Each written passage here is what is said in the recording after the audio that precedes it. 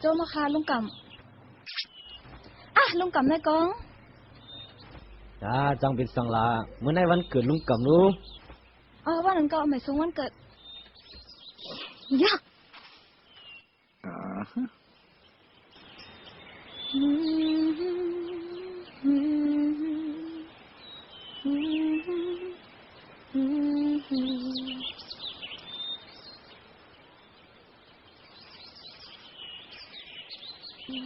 จำเขาด้วยน้องไม่อินรู้แม่ย้าเตะก่อนไรไอ้คำปังแม่เดี๋ยวก่อนห้องยังแพ้คำเจ้าตื้นน้องปั่นแล้วน่ะไม่จันไม่ได้จังเนาะทำไมยิ่งเวลาหือด้วยน้องไม่หน่าอย่าลืมกูเข้าป่ะแม่เมื่อในลูกมีตังกับพี่ก็ไม่สู้หรอกถ้าทำมาเป็นเมื่อไหร่วะเขาแต่เอากาวะเขาไม่จึงไปได้ทำไรอารมณ์จะไล่สิพี่จำเขาได้ในลูกหมกแรงจึงในฮังลีนะน้องแป้งส่งไปเลยสุกหน้าน้องแป้งไปปั่นไอ้เรื่องไอ้คุณกำหน้ากำปีปอกมาวะพี่นั่งฮาลาต่อให้ยูนานส่งไปเลยสีเทล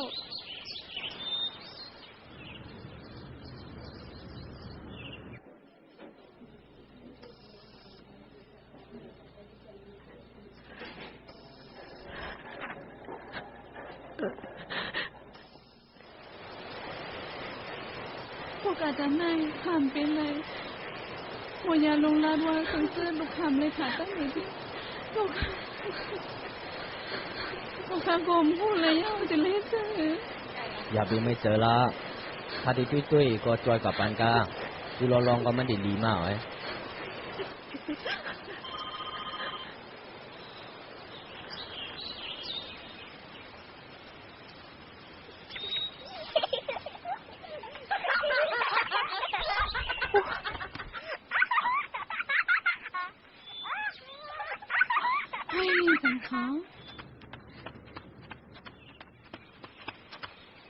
น้องแป้งเป็นสังหลานได้ปีละด้วยว่าจังน้องปองใจฮะได้สังกมไรเคยลอง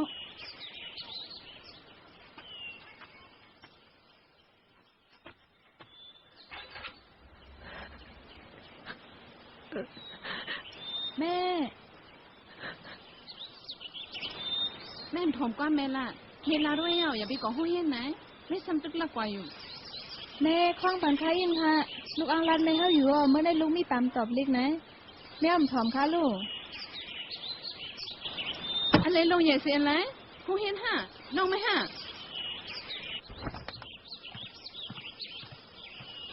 ทำจังเฮ็ดจังหึงนะแม่จังปอกข้ามปั้นเป็นแท้ค่ะใจแม่เนียวไม่ตื่นเต้นเลยกว่าเหตุการณ์แล้วลูกเหตุการณ์เลื่อนเฮ็ดลูกๆแต่เฮ็ดจังหึงล่ะแม่การเฮ็ดในลือไว้ก่อนไม่ก็ใหญ่เย่าถือข้าวย่ำหลุดใจนะแม่ลูกใครสิเทียนแทงอำหลุโมเมสังมีหาการไว้ย่าโมพุกไม่ตื่นเต้นเลยกว่ามือพูกแม่มจะไล่เสียอีกอำแจ้ว่าสามครั้ง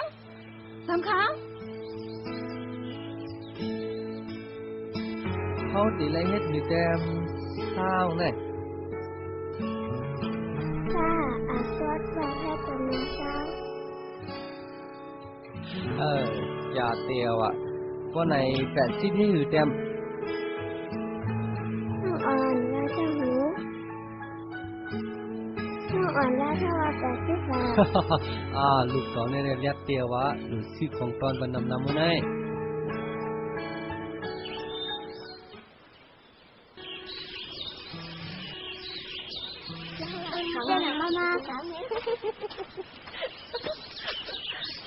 เล่นเพลงเป้งหรอ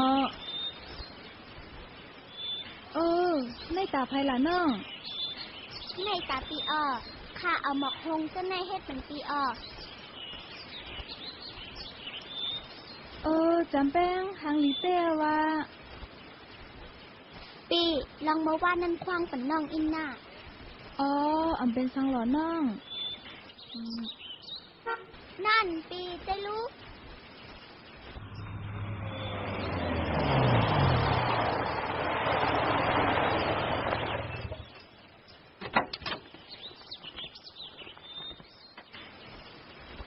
ลุงกำป้าให้มานั่นมากากากามาก่อนอยู่ที่แม่มึงนั่นแหละเนาะก้าวกำลังเรื่องหนักมาเรื่องหนักว่าเป็นไรเนาะอันนี้เห็นเวียนจังอ่ะ ลูกกำแทงแล้วว่า ใคร มาเข้ามือเ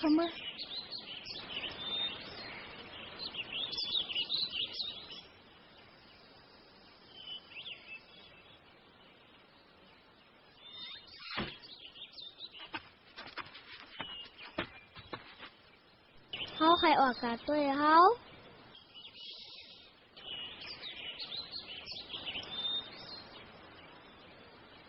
เป็นก้นนักมึงนั่นมาเขากว่า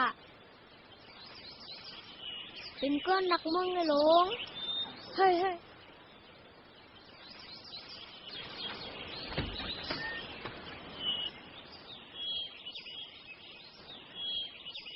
ในสุงค่าลุงก จามแป้งจามขาวมีแล้วล่ะ ำปุ้นแม่ไว้ปุ้นคาเน่ จามขาว ลงมากันในกำรู้ จำแป้งย่อมอยู่เฮิรน มาเลยลุงเด็กกับสืบบันไดก็ลุง เขาในหน้าอันดีน้องเดเลยกว่าเหตุการณ์จำเขา ในน้องจามขาว ยินโจมตีไลหูจักในหูวาน้องมีวาสนาอันเล็กไหนห้า ดูยิ่งค่ะในเหตุการณ์นี้อ่ะมาหุงข้าวพักให้ลองมดใส่อ่ะหมอเฮ็ดก็หล่อนสิอ่ะ ไอสักมันกาหึง 12เยาก็เล็ดเซล ก็เล็กในรู้ แป้ง5มันจะก็เล็กอยู่ สังเจอว่าไอ้คำป่างเลยผ่าตัดไหนเจ้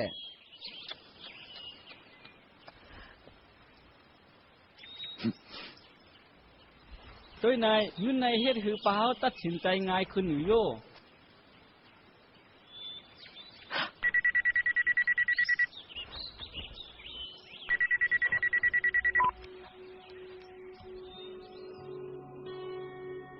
อ๋อเป็นครบอ่ะ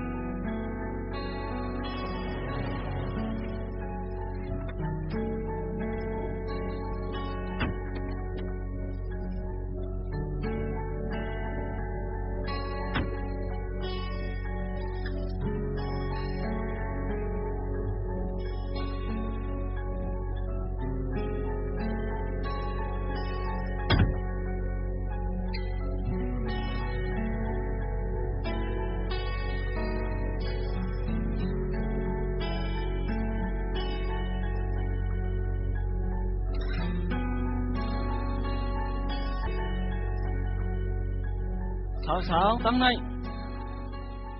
เข้ากว่า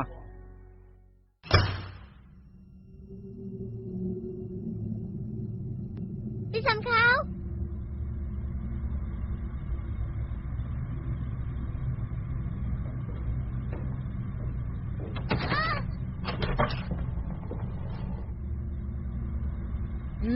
หมอกข้างดีอ่อนดูไน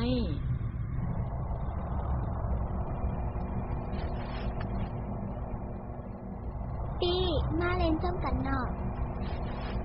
เปี่ยมใครเล่น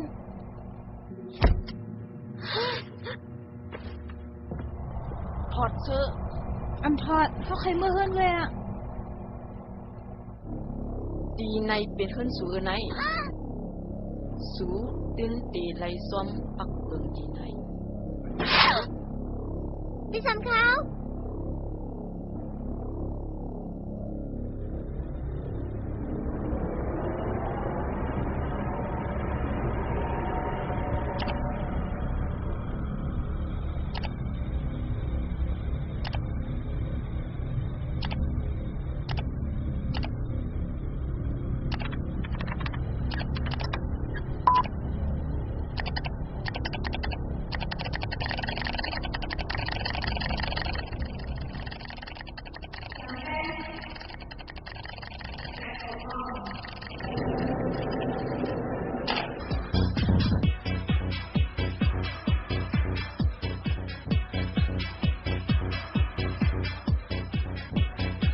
ส่งมันเหมือนเดียวฮะ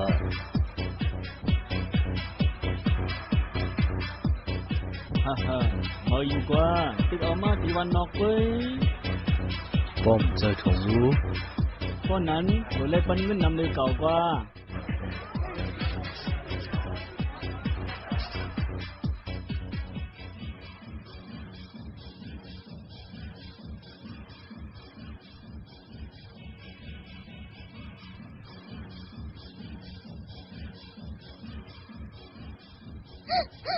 ใจถึงแม่เขาอ่ะ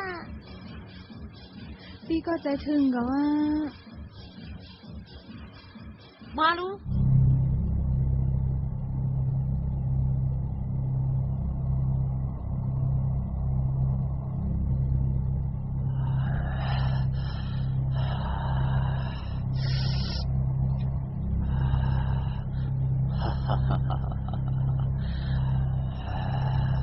หมอกในห้างหรือแกรู้ไหนมาไหนก็ใน166อย่าอย่าเอาน้อง พี่ เข้า สำ มา เขาเปียปีปี จำแป้งจำแป้ง เมื่อกำเดียวไหนกำเอาเมื่อตายอุ้ย